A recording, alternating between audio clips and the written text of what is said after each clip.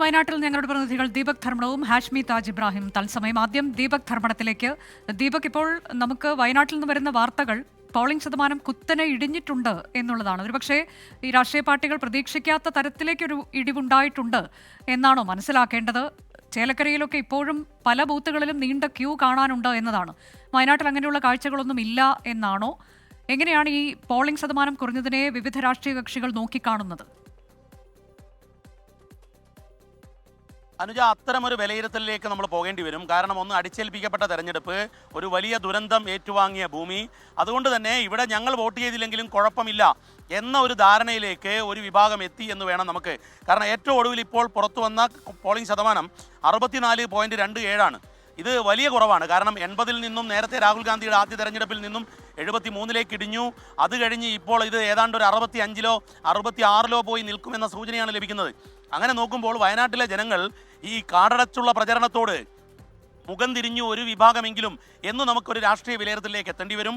കാരണം വയനാട്ടിൽ വലിയ രാഷ്ട്രീയ പോരാട്ടമൊന്നും ഉണ്ടായിരുന്നില്ല എന്നുള്ളതും വസ്തുതയാണ്. പ്രചാരണ ഘട്ടത്തിൽ ഒരിടത്തും പ്രിയഗാന്ധി രാഷ്ട്രീയം പറഞ്ഞ് വോട്ട് പിടിച്ചിട്ടില്ല. മറ്റൊന്ന്, അല്പമെങ്കിലും രാഷ്ട്രീയം പറഞ്ഞത് ഇടതുമുന്നണിയാണ്. BJPയും രാഷ്ട്രീയമല്ല പറഞ്ഞത്. കേന്ദ്രം കൊണ്ടുവരാൻ പോകുന്ന വികസനങ്ങൾ, അതുപോലെ തന്നെ ബന്ദിപ്പൂർ വനമേഖലയിലൂടെയുള്ള രാത്രിയാത്രാ നിരോധനങ്ങൾ, ഇത്തരം കാര്യങ്ങളാണ്. പക്ഷേ ഇതിനെല്ലാം തന്നെ മറിച്ച് ചോദിക്കാൻ എല്ലാ മുന്നണികളോടും വയനാട്ടുകാർക്ക് അനവധി ചോദ്യങ്ങളുണ്ട്. UDFനോട് ചോദിച്ചത് ബന്ദിപ്പൂർ വനമേഖലാ പ്രശ്നം പരിഹരിക്കാൻ കർണാടകത്തിൽ ഇപ്പോൾ UDF കോൺഗ്രസ് സർക്കാരല്ലേ എന്നുള്ളതായിരുന്നു. എന്നാൽ BJPയോട് ചോദിച്ചു, കഴിഞ്ഞ തവണ നിങ്ങളല്ലേ അവിടെ ഭരിച്ചത് എന്ന്. ഈ ചോദ്യങ്ങൾക്കെല്ലാമുള്ള ഉത്തരമാണ് ഈ പറയുന്ന വോട്ടിംഗ് ശതമാനത്തിലെ കുറവെന്ന വിലയിരുത്തലിലേക്ക് അതിൻ്റെ ഒരു സൂചനയായി നമുക്ക് കണക്കാക്കാൻ സാധിക്കും. മറ്റൊന്ന്, ഈ ബൂത്ത് ലെവൽ ഓഫീസർമാർ വോട്ട് ചെയ്യാൻ ജനങ്ങളെ അനുവദിക്കുന്നില്ല എന്ന പരാതി LDF മുന്നോട്ട് വെച്ചിട്ടുണ്ട്. പ്രത്യേകിച്ചും ജീവിച്ചിരിക്കുന്നവർ മരിച്ചു എന്ന് പറഞ്ഞ് വോട്ട് ചെയ്യാൻ അനുവദിക്കാത്ത പരാതിയുമായി CPIM രംഗത്തെത്തിയിട്ടുണ്ട്. ഏതായാലും ഈ ശതമാന കണക്കുകൾ കാണിക്കുന്നത് ഈ ദുരന്തഭൂമിയിൽ ദുരന്തം ബാധിച്ചത് മേപ്പാടി പഞ്ചായത്തിൽ മാത്രമാണ്. പക്ഷേ എന്നാൽ മറ്റു മണ്ഡലങ്ങളിൽ പോലും ഈ പ്രിയങ്ക ഗാന്ധിയുടെ കാടടച്ചുള്ള പ്രചരണം, താര ക്യാമ്പയിനുകൾ നടന്നു. എല്ലാ ദേശീയ നേതാക്കളും രംഗത്തെത്തി. പക്ഷേ അതുകൊണ്ടൊന്നും ജനം വോട്ട് ചെയ്യാൻ പോളിംഗ് ബൂത്തിലേക്ക് വരാൻ, ജനാധിപത്യത്തിൻ്റെ ഉത്സവത്തിനെ ആഘോഷമാക്കാൻ എല്ലാ ജനങ്ങളും തയ്യാറായില്ല എന്ന വിലയിരുത്തലാണ് നമുക്ക് ഈ ഘട്ടത്തിൽ, ഈ മണിക്കൂറിൽ നമുക്ക് 6:32 ഈ സമയത്ത് നമുക്ക് എത്താൻ പറ്റുന്നത്. അനുജ, ഹാഷ്മി താജ് ഇബ്രാഹിം കൂടിയുണ്ട്. ഹാഷ്മി, ഇപ്പോൾ ഇതൊരു പക്ഷേ രാഷ്ട്രീയ കക്ഷികൾ ഇത്ര കുറയുമെന്നത് പ്രതീക്ഷിച്ച് കാണില്ല എന്ന് തോന്നുന്നു. പ്രിയങ്ക ഗാന്ധിയെ സംബന്ധിച്ച് ഭൂരിപക്ഷത്തിന്റെ കാര്യത്തിലൊക്കെയുള്ള തർക്കങ്ങൾ, അത് 5 ലക്ഷത്തിൽ കൂടും, 6 ലക്ഷത്തിന് മുകളിലേക്ക് പോകുമെന്നൊക്കെ പറയുന്നത് നമ്മൾ ഹാഷ്മിയോട് തന്നെ പലരും അഭിപ്രായ പ്രകടനം നടത്തുന്നത് ഒക്കെ നമ്മൾ കണ്ടതുമാണ്. ഇന്ന് പ്രിയങ്ക അത് ജനങ്ങൾ തീരുമാനിക്കും. പ്രത്യേകിച്ച് ഒരു കണക്കൊന്നും അവർ ദീപകിനോട് പറയാൻ തയ്യാറായിട്ടുമില്ല. ഇതിപ്പോൾ ഏതെങ്കിലും കോട്ടകൾ കേന്ദ്രീകരിച്ച്, നമ്മൾ ഈ മണ്ഡലങ്ങൾ കേന്ദ്രീകരിച്ച് ശതമാനക്കണക്ക് പരിശോധിക്കുമ്പോൾ അത് ആശങ്ക നൽകുന്നത് ആർക്കാണ്? LDFനാണോ, UDFനാണോ, അതോ NDAയുടെ ഒക്കെ പ്രതികരണം ഈ കാര്യത്തിലൊക്കെ എന്താണ്? ഉറപ്പായും അനുജ, ഇത് 3 മുന്നണികളെയും ഞെട്ടിക്കുന്ന ശതമാന കണക്ക് തന്നെയാണ്. ഇത്രത്തോളം കുറയുമെന്ന് ആരും പ്രതീക്ഷിച്ചിരുന്നതല്ല. ഇത് ആരുടെയെങ്കിലും ഏതെങ്കിലും കോട്ടകളിൽ പ്രത്യേക ചോർച്ച എന്നൊരർത്ഥം ഇതിനില്ല.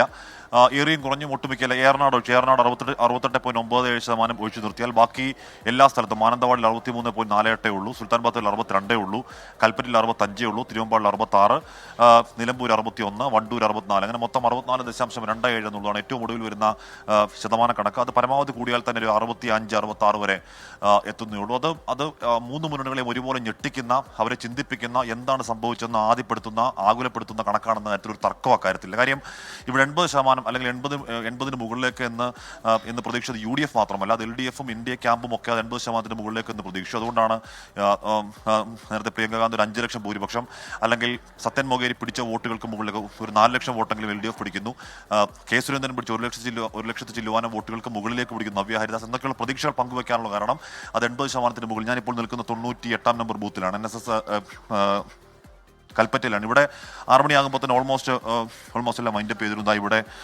ഇവിടെ പോളിംഗ് മെഷീനുകളൊക്കെ കെട്ടി ബ്ലോക്ക് ചെയ്ത് ബാക്കി അതിൻ്റെ ഫൈനൽ പണികളൊക്കെ പൂർത്തിയാക്കി.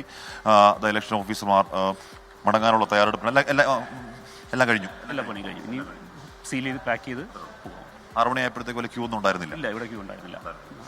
പൊതുവെ കുറച്ച് കുറവായിരുന്നോ? കുറച്ച് കുറവായിരുന്നു. അപ്പോൾ അങ്ങനെ ഇത് ഈ ബൂത്തിലെ മാത്രം അവസ്ഥയല്ല, എല്ലാ ബൂത്തിലെയും അവസ്ഥ ഇങ്ങനെ തന്നെയാണ്. ഉറപ്പായും അനുജ, ഇതെന്താണ് കാരണം എന്നുള്ളതിനെക്കുറിച്ചുള്ള സജീവ ചർച്ചകൾ അടുത്ത മണിക്കൂറിൽ തുടങ്ങാൻ പോകുന്നു. ഇപ്പോൾ തന്നെ തലപോയിച്ച് തുടങ്ങിയിരിക്കുന്നു. നമ്മൾ നേരത്തെ പറഞ്ഞതാണ്, രാവിലെ ഈ കൽപ്പറ്റ ഭാഗത്തെ ബൂത്തുകളിലൊക്കെ പോകുമ്പോൾ രാവിലെ തന്നെ ഒരു തണുപ്പൻ മട്ട് ഈ പറയുന്ന പോളിംഗ് ശതമാനത്തിലുണ്ടായിരുന്നു. അപ്പോൾ ഉച്ചയാകുമ്പോഴേക്കും പല ബൂത്തുകളിലും ആരുമില്ലാത്ത, ഇപ്പോൾ കൽപ്പറ്റയിലെ 3 ബൂത്തുകൾ നമ്മൾ ഉച്ചയ്ക്ക് പോകുമ്പോൾ ആ ബൂത്തുകളിൽ ആരുമില്ലാത്ത കാഴ്ച നമ്മൾ കണ്ടു. അപ്പോൾ അവിടെയുള്ളവർ പറഞ്ഞത് ഉച്ച കഴിയുമ്പോഴേക്കും ആളുകൾ കൂട്ടത്തോടെ ഇറങ്ങും എന്നുള്ളൊരു പ്രതീക്ഷ അവർ പ്രകടിപ്പിച്ചു. പക്ഷേ അതൊന്നും സംഭവിച്ചില്ല. ഉച്ച കഴിയുമ്പോഴും ഏതാണ്ട് സമാനം തന്നെയായിരുന്നു അവസ്ഥ. 6 മണിയാകുമ്പോഴേക്കും ബൂത്തുകൾക്ക് പുറത്ത്, ഞാനിപ്പോൾ നിൽക്കുന്ന ഈ ബൂത്തിൽ 6 മണിയാകുമ്പോഴേക്കും ഒരാൾ മാത്രമായിരുന്നു വോട്ട് ചെയ്യാൻ ബാക്കി ഉണ്ടായിരുന്നത്. മറ്റു ബൂത്ത്, ചില ബൂത്തുകളിലൊക്കെ അട്ടമല ഭാഗത്തെ ബൂത്തുകൾക്ക് 6 മണിയായപ്പോഴേക്കും അടച്ചു സീൽ ചെയ്യുന്ന കാഴ്ച നമ്മൾ കണ്ടു. ഒട്ടുമിക്ക കുറേ അധികം ബൂത്തുകളിൽ അങ്ങനെ 6 മണിയായപ്പോൾ ആരുമില്ലാത്ത സാഹചര്യം ഉണ്ടായി. ഇത് നമ്മൾ പല ആളുകളോടും സംസാരിക്കുമ്പോൾ അവർ പല കാരണങ്ങൾ പറയുന്നു. ഇത് ആവർത്തിച്ചു വരുന്ന ഇലക്ഷൻ, ഇവിടുത്തെ ഈ ദുരന്തത്തിന്റെ ഭാഗമായി ആൾക്കാർക്കുണ്ടാകുന്ന ദുരിതം, അവരുടെ സാമ്പത്തിക ബുദ്ധിമുട്ടുകൾ, ഇവിടെ കുറേയധികം ഹൈപ്പർ മാർക്കറ്റുകളും ഒക്കെ ഉണ്ട്, അവിടുത്തെ ജീവനക്കാർക്ക് അവധി കൊടുക്കാത്ത സാഹചര്യം ഉണ്ടായി. അങ്ങനെ പല കാരണങ്ങൾ പറയുന്നുണ്ട്. മാത്രമല്ല ഇവിടുത്തെ യുവാക്കൾ ഇക്കുറി വോട്ട് ചെയ്യാനേ തയ്യാറായില്ല എന്നൊരാളിങ്ങനെ പറയുന്നുണ്ടായിരുന്നു. അവരെ വളരെ ബുദ്ധിമുട്ടിയാണ് അവരുടെ വീടുകളിൽ പോയി ബൂത്തുകളിലേക്ക് എത്തിച്ചത് എന്ന് പറയുന്നുണ്ട്. പൊതുവെ ഈ തെരഞ്ഞെടുപ്പിനോട് ആൾക്കാർക്ക് ഒരു താല്പര്യക്കുറവുണ്ടായി എന്ന കാര്യം തർക്കമില്ല. ആ താല്പര്യക്കുറവ് എന്തുകൊണ്ടാണ് എന്ന് വിശദീകരിക്കേണ്ടത് മുന്നണികളാണ്, രാഷ്ട്രീയ പാർട്ടികളാണ്. അതൊരു പക്ഷേ വരും മണിക്കൂറുകളിൽ അവർ സീരിയസ് ചർച്ചകളിലേക്ക് കടക്കാൻ പോകുന്നത് അടുത്ത മണിക്കൂറുകളിൽ വിശകലനത്തിലേക്ക് രാഷ്ട്രീയ പാർട്ടികൾ കടന്നു ചെല്ലും എന്നുള്ളത് ഉറപ്പാണ്. വയനാട്ടിൽ 64.27% എന്നുള്ളതാണ് നിലവിൽ വന്നിരിക്കുന്നത്. ഒരുപക്ഷെ അതിൽ കുറച്ചുകൂടി വർധനയുണ്ടാകാൻ സാധ്യതയുണ്ട്. എന്നാൽ പോളിംഗ് ശതമാനത്തിൽ കുത്തനെ ഇടിവുണ്ടാക്കിയിട്ടുണ്ട് എന്നുള്ളത് ആശങ്കയായി രാഷ്ട്രീയ പാർട്ടികൾക്ക് മാറുകയാണ്.